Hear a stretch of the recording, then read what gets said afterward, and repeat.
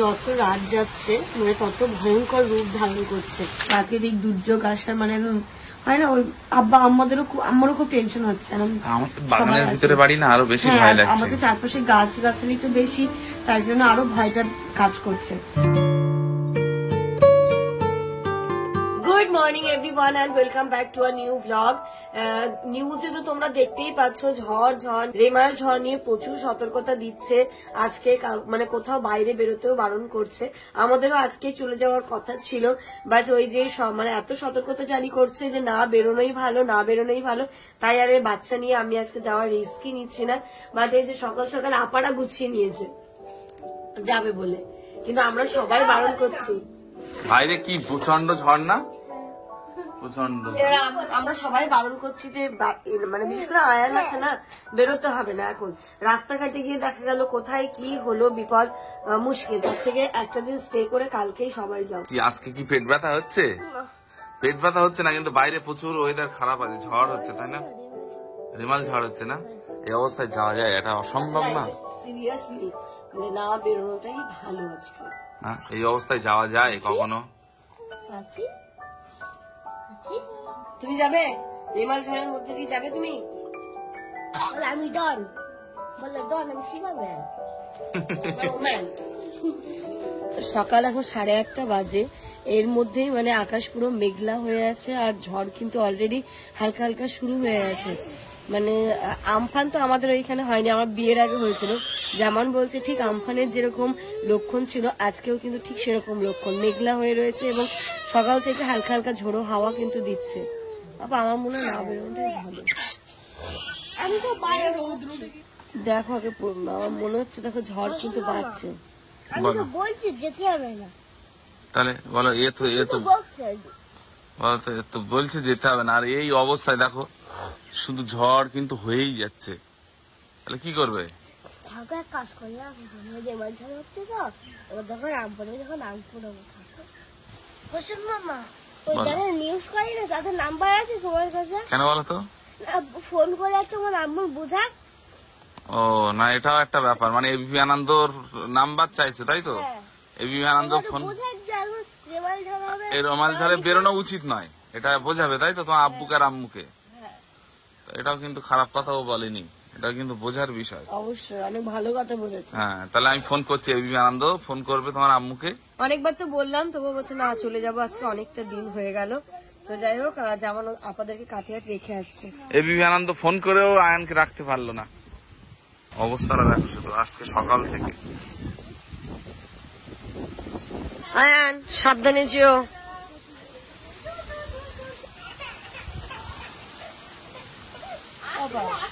সাবধানে যাও, ফোন করো। আম্মুকে সাবধানে নিয়ে যাবে। আয়ান এখন বড় হচ্ছে, আয়নের দায়িত্ব অনেক বেশি। ঠিক আছে, টাটা। হ্যাঁ যাও, সাবধানে যাবে। এখন 9টা বাজে, যত টাইম যাচ্ছে পরিস্থিতি কিন্তু খারাপের দিকেই যাচ্ছে, ঝড় কিন্তু বেড়েই চলেছে। মানে আমি বুঝতে পারছি যে আমফানের সময় এদের সিচুয়েশনটা কি হয়েছিল, ঠিক আজকেও সেরমই হচ্ছে। একটু টেনশন তো রয়েছে, তাই রান্না বান্নাটাও সকাল সকালই করে নিচ্ছে। আম্মাকে বললাম, চাচিমাও এসছে, আম্মাকে বললাম যে দুবেলা রান্না আপনি করিয়ে নিন, কারণ কখন কি পরিস্থিতি হবে বোঝা মুশকিল। কারেন্ট কখন থাকবে কি, অলরেডি কারেন্ট চলে গেছে। এবার ইনভার্টারে যে কতক্ষণ থাকবে বা এতগুলো ধর আমরা বাড়িতে মানুষ রয়েছি, ইনভার্টারে প্রতিটা একটা করে লাইটে তো ফ্যান না চললো, লাইটের তো দরকার। তাই জন্য একদম সবকিছু আজকে আমি ইভেন আম্মাকে বললাম ভাতটাও দুবেলারই করে নিন, তো সেরকম ভাবে রান্না হবে। আর জামান এখানটাতে মাংস নিয়ে এসছে, মাংসটা রান্না করবো, মাংসটা আমি করে নেবো এখানটাতে। আর এখানে মনে হয় আম্মা লুচি করবে বলে ময়দা মাখছে।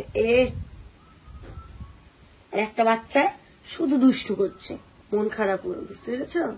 আয়ন দাদা পিমনি চলে গেছে, ওর সামনে কেউ যদি চলে যায় সেটা ও ভুলতে পারে না। মানে তারপর থেকে মুখটা গম্ভীর করে রাখে কিছুক্ষণ, মানে বেশ এটা দুপুর পর্যন্ত চলবে, মাথাটা এরকম করে রাখবে, মুখটা গম্ভীর করে রাখবে, তারপরে আস্তে আস্তে গিয়েও ঠিক হয়। আমি এটা দেখেছি, বাড়ি থেকে কেউ চলে গেলেও ঠিক এই কাজটাই করে ছোট থেকেই। আপনাদেরকে তো আমরা বারবারই যেতে বারণ করলাম, কিন্তু বলছে না অনেকটা দিন হয়ে গেছে, যেতেই হবে। আর মানে রাস্তাতেও নাকি টোটো অটো এইগুলো গাড়িটারই কম চলছে, তো পেয়েছিল ওদের। হ্যাঁ, অনেক ওই কিছুক্ষণ দাঁড়িয়ে থাকার পরে একটা অটো এলো। এসেছিল, তো তবে যতক্ষণ ওরা বাড়ি পৌঁছেছে আমাদের টেনশন কিন্তু কম হচ্ছে না, যেহেতু আয়ান আছে, আপা আছে, দুজনেই। যদি একটা ছেলে থাকতো, ভাই যদি থাকতো, তাহলে এতটাও টেনশন হতো না। আল্লাহ আল্লাহ করে ভালো ভালো যেন পৌঁছে যাক। ফোনটা করলে তোমাদের সাথে শেয়ার করবো যে ওরা বাড়ি পৌঁছে গেছে। ব্রেকফাস্টের প্রস্তুতি চলছে, আম্মা ওইদিকে লুচি করছে, আর এই যে ডিমটা সেদ্ধ করে রাখা ছিল, আমি সবার জন্য একটু ডিমটা ছিঁড়ে দিচ্ছি, বাট অনেকক্ষণ আগে সেদ্ধ করা, যেহেতু আয়ানরাও খেয়ে যাবে সেরকম টাইপ, তাই না একসাথে সমস্তটা সেদ্ধ করে নিয়েছে। আর সেদ্ধ করে বেশিক্ষণ রাখলে দেখো ছেলেটা খুব ডিফিকাল্ট হয়ে যায়। দেখি তো আমি একটু জামানের টেকনিক অ্যাপ্লাই করে একটুখানি পানিতে ভেজাও, পানিতে ভেজাও। এবার না এরকম ভাবে ভেজাতে হয় আর করতে হয়। ওই সাইডটা দাও, ওই সাইডটা দিয়ে করো, ঠিক হবে। এই যে এখানে হচ্ছে লুচি ভাজা, এই যে হয়ে গেছে। সানি কি ফ্রেশ হতে গেল? এতক্ষণ তো আমি ছিলতে পারছিলাম না, তবুও জামান এটা বলাতে এই ডিমটা দেখো একদম সুন্দর ভাবে হয়েছে। এটা জানি না কি হবে, কিন্তু হচ্ছে তো। আগে যেটা মোটে হচ্ছিল না, পানিতে ভেজাতে হবে, তবে হবে। কে এটা? কে এটা? কে এটা? কে এখান দিয়ে আসছে? কে এটা? ওর মায়ের জুতো নিয়ে পাগল হয়ে যাচ্ছে। আমার তখন দেখলাম হ্যাঁ কি দিচ্ছে? জুতো? তোমার ওই যে ওইখানে জুতোর একটা আছে না, এবার ওইখানটাতে তোমার জুতো দেখেছে আম্মুর করছে। কই আম্মুর জুতো কই? ওই যে। আর এই জায়গাটা একটুখানি অগোছালো হয়ে রয়েছে, কারণ রান্না চলছে, ব্রেকফাস্টের প্রিপারেশন চলছে, সবকিছু নিয়ে একটু এলোমেলো হয়ে আছে। আর আস্তে আস্তে সমস্ত জায়গাগুলো পরিষ্কার করতে হবে। আমার আম্মার বেশি টেনশন হচ্ছে ঝড়ের জন্য। আমার যদি কিছু মানে একটু হয় তো সেটা এতটাই টেনশন করে, আরো বেশি হয়ে যায়। আমার যে বলেছে ঝড় আসবে টেনশন আমার মাথা কাজ করছে না। আর এইদিকে চলছে আমাদের দুপুরে রান্না বান্না। হয়ে গেছে মা? এতে কি হচ্ছে? ডিম আলু। ও তো মাংস তুমি এখানে দাও। সকাল থেকে রান্না শুরু হয়ে গেছে, রান্নাটা তাড়াতাড়ি করে নিলাম, কারণ ওই মানে হয় না তাড়াতাড়ি রান্না বান্না করে চুপচাপ বসে দেখবো। কুমড়ো হয়েছে মনে হয়, এখানে ডিম আলু হচ্ছে, আবার মাংস রান্না হবে। এ বাবা ধর এই ধরতে তো কামড়ে দেবে। খাবে তো ভাত? খাবে তো না নিয়ে যাবো এখানে? খাবে তো ভাত? একদম ভাত খেতে চায় না আফরিদ, ভাত না খেলে ওটা ধরিয়ে দেবো। দেখি কি ছিল ওখানে বলো? কি ছিল? দেখ না ইঁদুর আছে। এই যে দরজাটা খোলো, বাইরেই আছে।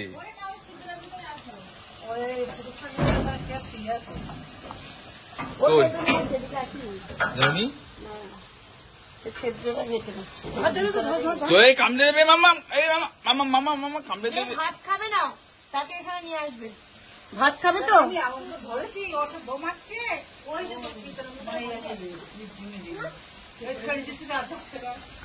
চালের ড্রামে ঢুকে গেছিল ওই দোল।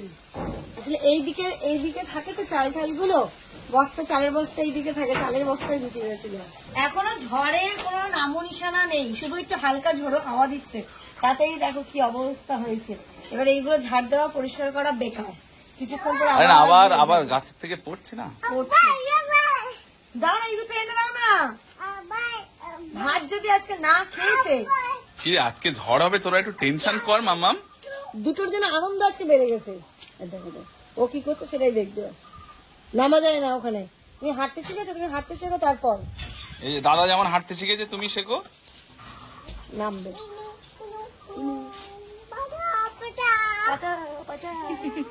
দাও ইনুকে পাতা দাও, ইনুকে পাতা দাও, ইনুকে পাতা দাও। দাও বনু, বলো তো বনু। নাও ইনু নাও, দাদা কি দিচ্ছে নাও। চেষ্টা করছে কিন্তু ভয়ও লাগছে। আপনি কি সুন্দর করে বলে বনু বনু। বনু কয়?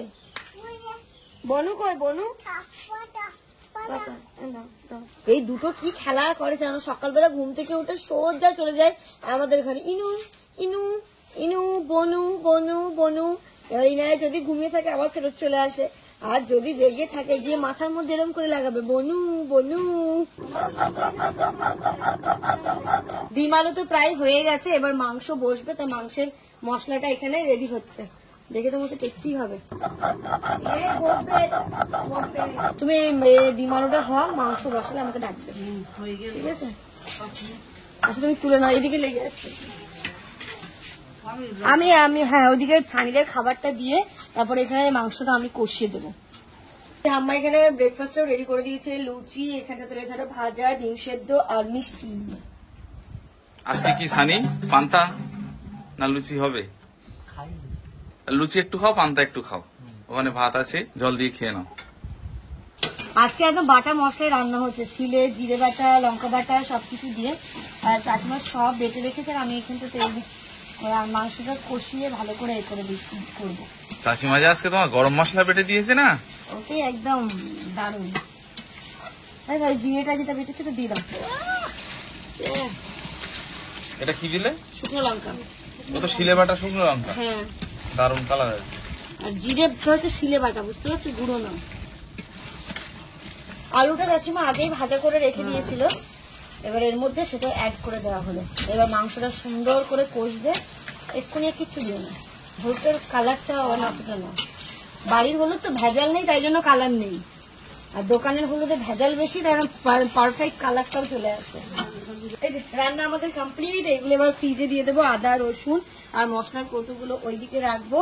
আর আজকে ইনায়াকে একটুখানি টেস্ট করানোর জন্য ডক্টর বলেছিল একটু চাল, একটু ডাল, একটুখানি কুমড়ো আর একটুখানি মিষ্টি আলু দিয়ে একটু খিচুড়ি করে দিতে, তো ওটা বসাবো। এই যে বারাসাতে ওই যে মাঝে চালটা এনে দিয়েছিল, চাল আর মুসুর ডাল তো কৌটায় ভরেছিলাম, এটা আজকে কাজে লাগবে। আর এইখানটাতে দেখো অল্প একটু কুমড়ো কুচিয়েছে, আর এটা হচ্ছে নর্মাল আলু না, রাঙা আলু যেটা। তো আমি ইনায়াকে এক্ষুনি যে নর্মাল আলু সেটা দিচ্ছি না, একটু রাঙা আলুটাই ওকে প্রথমে দেবো, নর্মাল আলু একটু বড় হোক তারপরে দেবো। তো এই অল্প একদম মিহি মিহি করে কুচিয়ে নিয়েছি, আর এর মধ্যে জাস্ট এই অল্প একটু চাল আর ডাল দিয়ে জাস্ট সেদ্ধ করে মিক্সিতে পেস্ট করে নেবো, কারণ এই কুমড়ো আর লাল আলুর যে ন্যাচারাল মিষ্টি ওটা দিয়েই কিন্তু ওর হয়ে যাবে। চাল দিলাম। এই যে আমার এই রান্নাটা করতে গিয়ে ছোটবেলায় যে খেলনাপাতি খেলতাম না, রান্না করতাম, ঠিক ওরমটাই মনে হচ্ছে। চাল ডাল অল্প একটু আর এর মধ্যে সবজি বেশি দিয়ে ধুয়ে আমি বসিয়ে দিব। বাড়ি থেকে অল্প চাল চুরি করে নিয়ে গিয়ে রান্না করতাম, অল্প ডাল চুরি করে নিয়ে গিয়ে রান্না করতাম। তো ঠিক আছে, খেলনাপাতির মতোই রান্নাটা মনে হচ্ছে। জানি না এই রান্না যে কতদিন করতে হবে, কবে যে ইনায় আমাদের খাবারটা খেতে শিখবে সেটার জন্যই বললাম, এখনো লেট আছে অনেক। আফরিদ, ও আফরিদ, হলো তোমার ঘোড়া? ওই যে দেখো মামাদের সঙ্গে ঘুরতে গেছিল। ও বাবারি, ওটা কি নিয়ে এসছো? ওটা কি? বুনুর জন্য খাবার? এই যে দেখো বুনুর জন্য খাবার নিয়ে এসছে।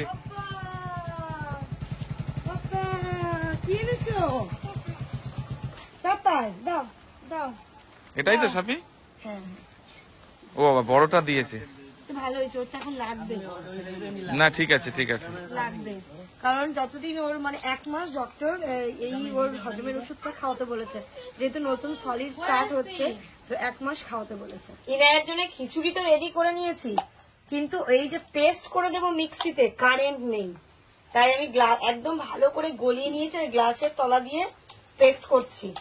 কারেন্টের জন্য ব্লগ এডিট মোটামুটি হয়ে গেছে, ঠিক আছে, বাট বাকি যে আর একটুখানি বাকি আছে সেটা করব, থাম্বনেল রেডি করব, ল্যাপটপের চার্জ শেষ, ল্যাপটপের চার্জ শেষ। এই যেটা এইভাবে পড়ে আছে, আমরা এখন বসে আছি বড় লাইটটা বন্ধ করে ছোট্ট একটা লাইট জ্বালিয়ে, মানে বোঝা যাচ্ছে না, না কারণ দেখো শহরে থাকলে একটা অন্যরকম, বাট গ্রামের অবস্থাটা অন্যরকম থাকে। একটু ঝড় বৃষ্টি হলে সারা রাত মোটামুটি কারেন্ট থাকে না, যেহেতু বাড়িতে বাচ্চা আছে অনেক কিছু বাঁচিয়ে হিসেব করে চলতে হচ্ছে, অ্যাটলিস্ট যেন লাইটটা জ্বলে। লাইট যদি না জ্বলে সারা রাত যেটা কি করবে আমি সেটাই ভাবছি, কি করে যাবে। দুর্যোগপূর্ণ দিন, তবে একটা অন্য রকমের অভিজ্ঞতা। এই অভিজ্ঞতাটা আমার এবার প্রথম হচ্ছে, তাই না? আমরা এটা দিয়ে মানে 3 বার না 4 বার। তোমাদের না? আমাদের প্রথম ছিল আইলা, ওটা আমাদের হয়নি, ওটা আমাদের প্রথম এক্সপেরিয়েন্স ছিল আইলা। হ্যাঁ আইলাটা এইদিকে, আইলার আমফানটা এইদিকে হয়েছে প্রচুর। আমাদের ওইদিকে ঝড়ের মানে এটা অনেকটা কম, বন্যাটা আমাদের দিকে আবার একটু বেশি হয়, বাট এই ঝড়টা একটু কমই হয়। এই হয়ে গেছে, হবে না আজকে খেতে পারবে না দেখি, এই গ্লাসটা দিয়ে করলে তবু সুবিধা হচ্ছে। এটা মিক্সিতে হলে একদম লিকুইড হয়ে যেত, লিকুইড হয়ে যায়। আফ্রিদের করতো লিকুইড হয়ে যেত পুরো।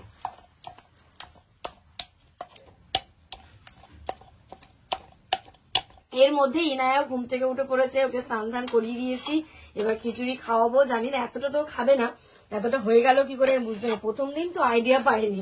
যার যেটা টেস্টি হয়েছে, যেটা খাবে না আমি খেয়ে নেবো।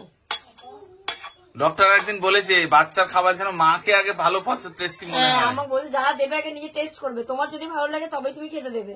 বাচ্চার খাবার সবসময় টেস্টি করে বানাবে। এবার কুমড়ো আর লাল আলু আছে তো এতে এমনি টেস্ট চলে এসছে।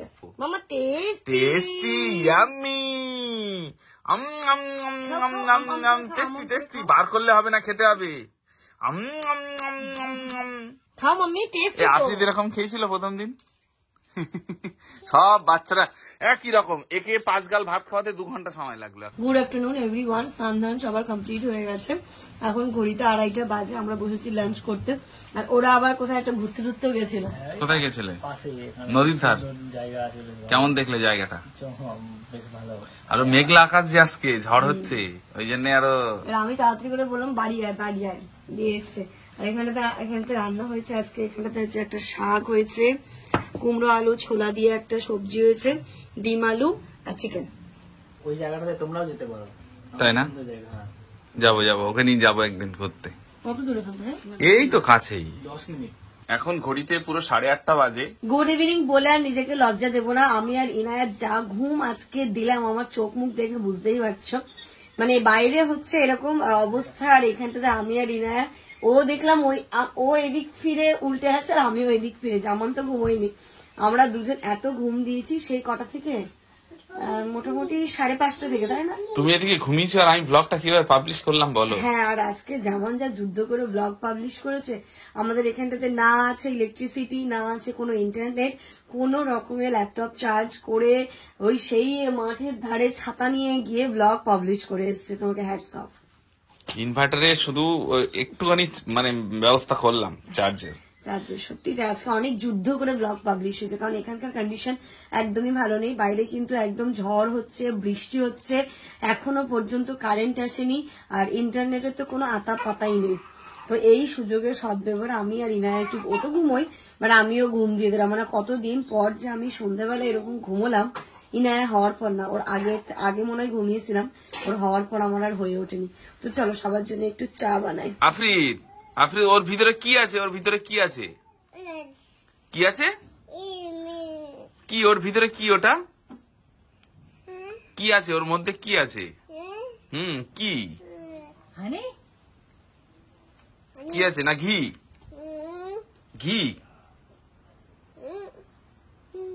এটা কি? এটা কি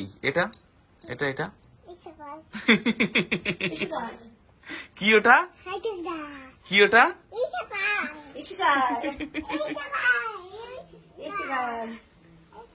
ওটা হচ্ছে স্টিকার।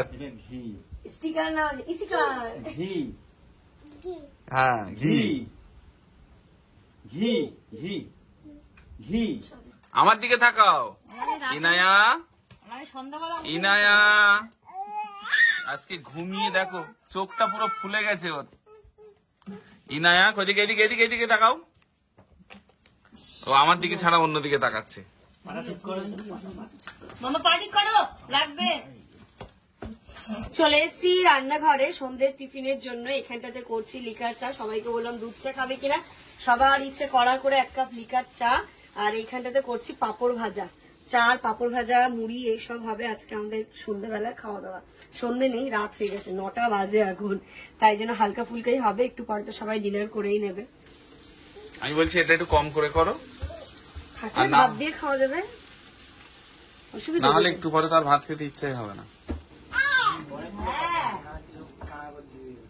ও হ্যাঁ, আরেকটা আপডেট দিতে ভুলে গেছিলাম যে আয়নরা ঠিকঠাক ভাবে বাড়ি পৌঁছেছিল কিনা। হ্যাঁ, তার কিছুক্ষণ পরেই ভালোভাবে ওরা বাড়ি পৌঁছে গেছে। একটু আগে আয়নের সাথে আমার কথা হয়নি, যে আমার কথা হলো, ওর মনটা খুব খারাপ যে ওদের ওখানেও কোনো কারেন্ট নেই, ইন্টারনেট টাওয়ার কিচ্ছু নেই।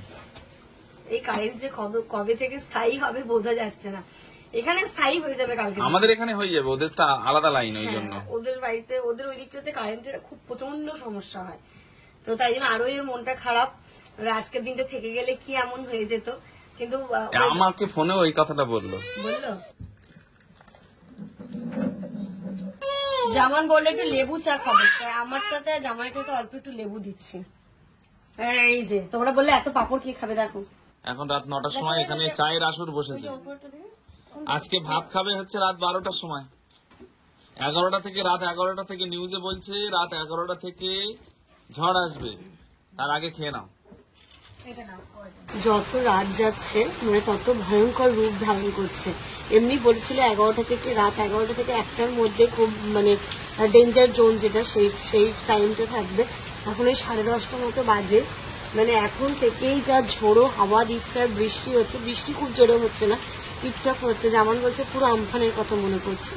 আর এদিকে মানে আমাদের ভেতরে প্যালপিটেশন হচ্ছে, মানে সবাই দোয়া করছে যেন সেরকম ভাবে কিছু না হোক, সবকিছু শান্তভাবে চলে যাক। মানে এত টেনশন হচ্ছে। ঘরে আসো, ঘরে আসো, বাইরে খুব শব্দ হচ্ছে।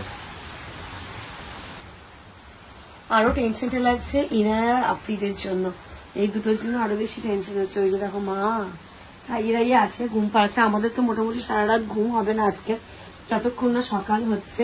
এই বাচ্চাগুলোকে নিয়েই পাহারা দিতে হবে। তো চলো, আম্মা বলো তাড়াতাড়ি করে ভাতটা খেয়ে নিতে।